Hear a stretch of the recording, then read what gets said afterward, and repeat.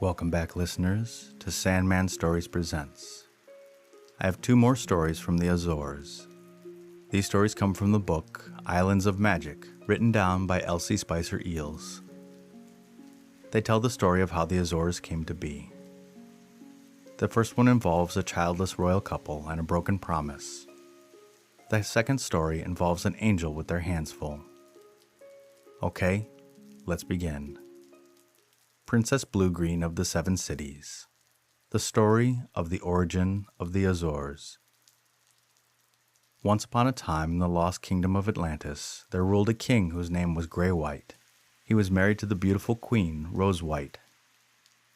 They lived in a magnificent palace, but it was a sad place because there were no little children in it.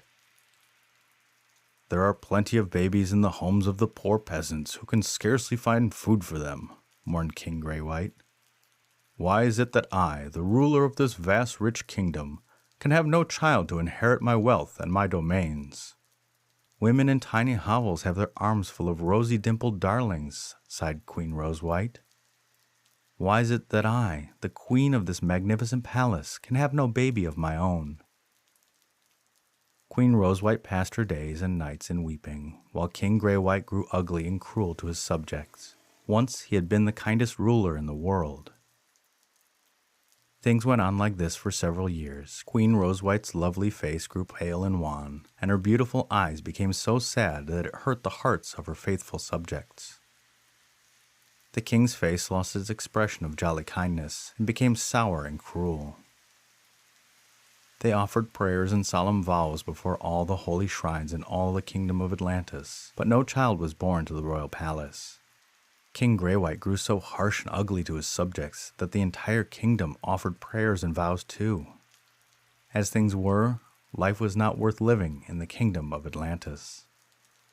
In front of the royal palace there was a beautiful terrace, where King Grey-White and Queen Rose-White had loved to walk in the days before they had grown cross and sad. One night when they were sitting upon the terrace, enjoying the fresh, soft evening air and the bright starlight, there suddenly appeared a dazzling light which almost blinded them. Queen Rose-White covered her face with her hands, and the king bowed his proud head upon his breast. "Do not fear to look at me," said a gentle voice. King Grey-White and Queen Rose-White glanced up. They saw a tiny fairy standing before them with a circle of bright light dancing about her.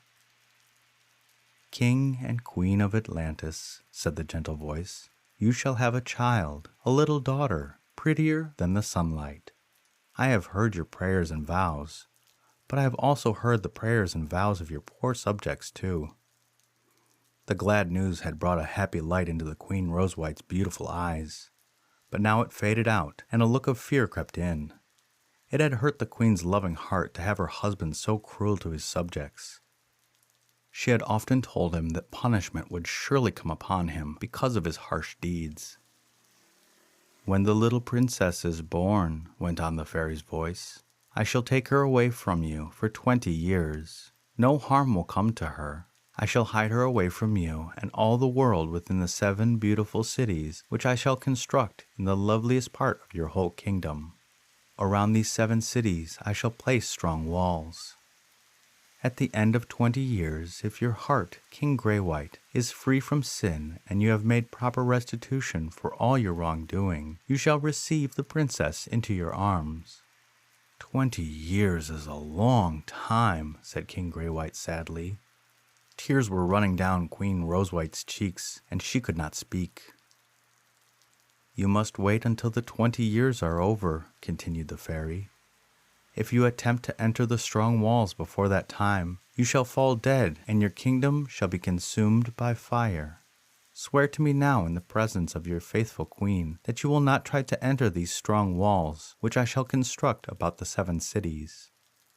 "I swear it," said the king in a voice which trembled as he solemnly lifted his right hand. The vision disappeared as suddenly as it had come, and King Grey-White and the Queen Rose-White sat alone in the bright starlight on the terrace before the royal palace. "Have I been dreaming?" asked the king. "It was not a dream," replied the queen. Time passed, and a beautiful baby daughter was born to the king and queen of Atlantis. They gave her the name of Princess Bluegreen. There was great rejoicing throughout the entire kingdom. Her birth was celebrated by lavish feasts and gay songs and dances. When the little Princess Bluegreen was only 3 days old, she disappeared from the royal palace. She had been carried away by the fairy to the 7 cities, which had been constructed to receive her. Years passed. Every day the king and queen received reports from the fairy. They heard that the little Princess Bluegreen was well, and that each hour she grew lovelier. Sometimes there was almost joy in the palace when King Greywhite chuckled over the quaint sayings of the little princess, which were repeated to him, and the queen heard with a tender smile of the tiny blue slippers and the green parasol which the fairy had given her.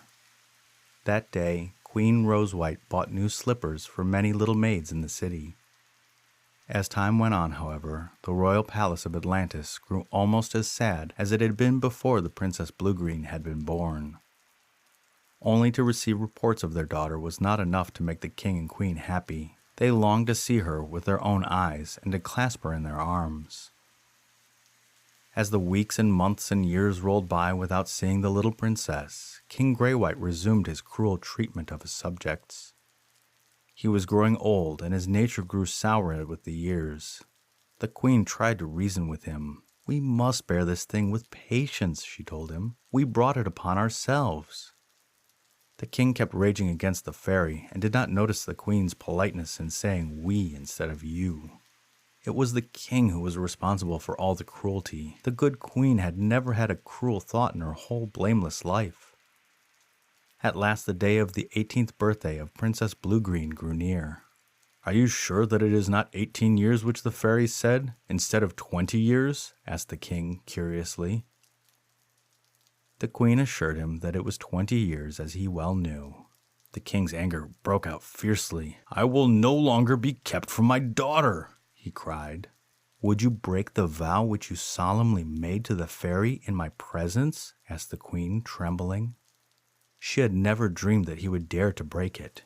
Now, however, she was thoroughly frightened at the thought which came to her. "I'll break that foolish vow," shouted the king savagely. Tears rolled down the cheeks of the good queen. "No good will come of this," she mourned. "Be prudent, dear king. It is only 2 more years which we have to wait." "The last 2 years will be the hardest ones of all," raged King Greywhite. "I cannot endure it." That very day he started to prepare the army for the expedition to the 7 cities, amid the queen's lamentations and in spite of her fears and warnings. "Be wise and patient, dear king. Give up this wild expedition," were her last words to him.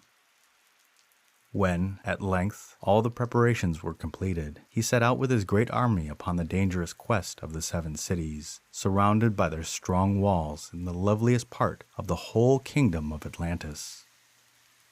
The king marched on and on.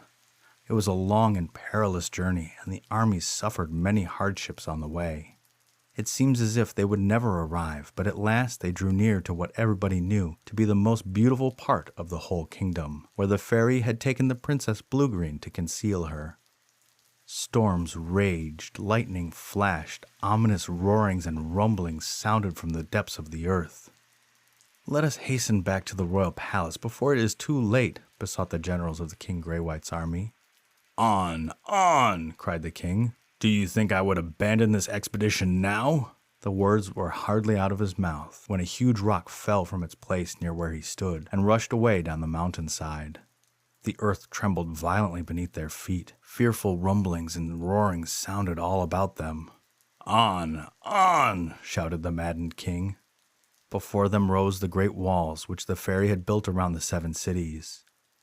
Within these walls was the Princess Bluegreen, radiant with the beauty of her 18 winters and summers passed in peace and happiness under the watchful care of the kind fairy. The thought of her thrilled the heart of King Greywhite. On, he shouted to the generals about him. On, they in turn passed the word along to the trembling soldiers who composed the royal army. With the fearful sounds and shakings about them, the poor men heartily wished they were safe at home. They rallied, however, for a final charge and swept up to the walls which surrounded the 7 cities. King Greywhite struck with his royal sword against the great wall. At that moment, the walls fell. The earth beneath their feet rose. Great flames swept up towards the sky and rushed over the land, sweeping everything before them. Then the sea raged over the earth in violence until it had covered the whole kingdom of Atlantis. The fairy's curse had been fulfilled. The king was dead. His kingdom was consumed by fire. When at last the waters grew calm again, all that remained of the great rich kingdom of Atlantis was a group of 9 rocky islands, which today is called the Azores. In the largest of these islands, St. Michael, there is still an enchanted spot called the 7 Cities. Great wall-like mountains tower toward the sky. In the crater valley, amid the wall-like mountains, there is a lake of green and one of blue. The blue lake is where the beautiful Princess Bluegreen left her little blue slippers, they say, and the green lake is where she left her lovely green parasol. The end. Okay, and the second story about the origin of the Azores. The Islands of Flowers. Another story of the origin of the islands. Paradise is, of course, ruled by loving law. All places good to live in are governed by laws. Long, long ago, there was a little angel who broke one of the rules of paradise. Of course, she had to be punished. Punishment always follows broken laws. She was banished from her heavenly home.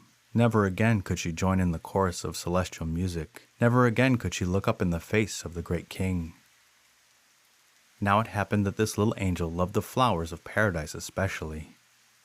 For the last time she walked through the heavenly gardens.